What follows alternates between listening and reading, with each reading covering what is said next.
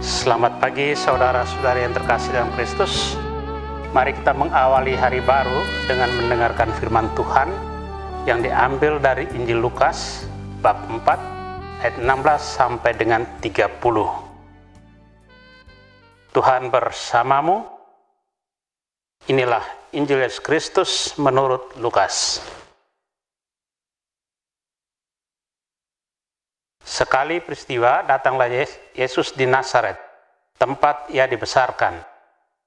Seperti biasa, pada hari Sabat, ia masuk ke rumah ibadat. Yesus berdiri hendak membacakan kitab suci. Maka diberikan kepadanya kitab Nabi Yesaya. Yesus membuka kitab itu dan menemukan ayat-ayat berikut.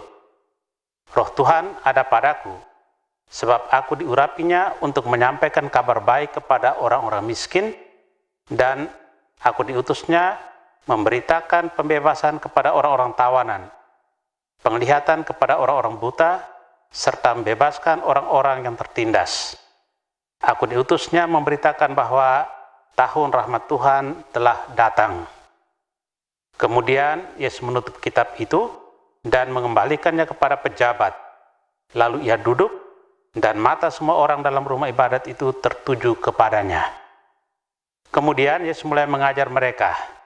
Katanya, pada hari ini genaplah ayat-ayat kitab suci itu pada saat kalian mendengarnya. Semua orang membenarkan Yesus. Mereka heran akan kata-kata indah yang diucapkannya. Lalu mereka berkata, bukankah dia anak Yusuf? Yesus berkata, tentu kalian akan mengatakan pepatah ini kepadaku, hai tabib, sembuhkanlah dirimu sendiri. Perbuatlah di sini di tempat asalmu ini segala yang kami dengar telah terjadi di Kapernaum. Yesus berkata lagi, aku berkata kepadamu, sungguh tiada nabi yang dihargai tempat asalnya. Aku berkata kepadamu, dan kataku ini benar. Pada zaman Elia terdapat banyak wanita janda di Israel ketika langit tertutup selama 3 tahun dan 6 bulan dan ketika bahaya kelaparan yang hebat menimpa seluruh negeri.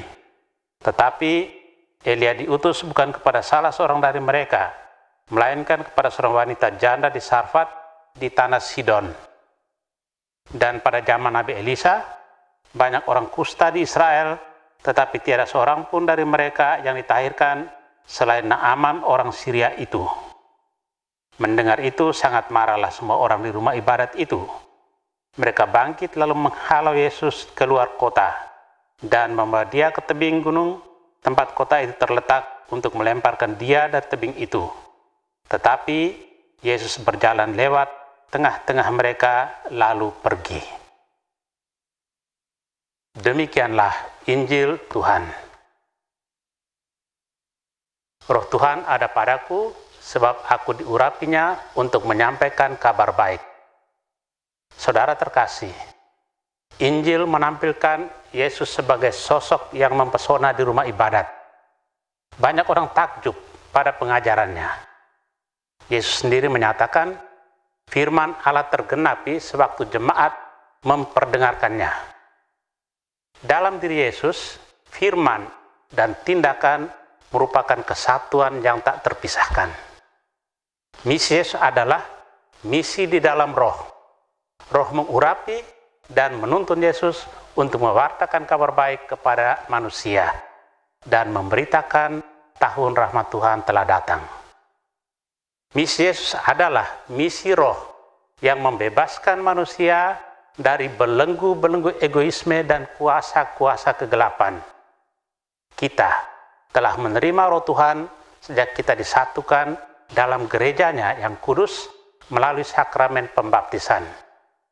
Seiring perkembangan pribadi kita, roh Tuhan juga bertumbuh dalam diri kita sehingga kita semakin dewasa dalam iman. Namun seringkali juga kelemahan manusia kita membuat kita tidak memiliki ruang bagi Tuhan untuk berkarya dan memimpin hidup kita.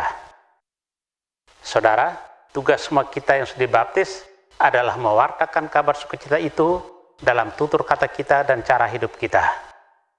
Setelah mengenal Yesus, ia mempersembahkan hidupnya untuk memperkenalkan Yesus pada banyak orang, saling memaafkan, memberi kekuatan bagi yang berputus asa dalam hidup adalah cara-cara sederhana mewartakan kabar sukacita Kristus. Amin. Marilah berdoa. Tuhan, terima kasih atas anugerah hari baru. Terima kasih atas perlindungan malam tadi. Terima kasih atas kesehatan badan dan jiwa. Tuhan, kami bersyukur atas kasih setia-Mu dalam hidup kami. Meski kami lemah dan rapuh, namun kami berusaha mempercayakan harapan hidup kami kepada kuasa-Mu. Utuslah Roh Kudus untuk menolong kami, agar kami tidak terombang-ambing oleh dahsyatnya gelombang zaman kehidupan ini. Jagalah, teguhkanlah, suburkanlah iman kami. Kristus terang dunia, berkatilah keluarga-keluarga kami, jadikanlah kami alat kasih-Mu, dan pantaskanlah kami menjadi hamba-Mu yang setia. Amin. Tuhan bersamamu. Semoga keluarga kita, orang-orang yang kita kasih dan doakan, seluruh aktivitas kita hari ini dilindungi, dibimbing, dan diberkati oleh Allah yang Maha Kuasa, Bapa dan Putra dan Roh Kudus. Amin.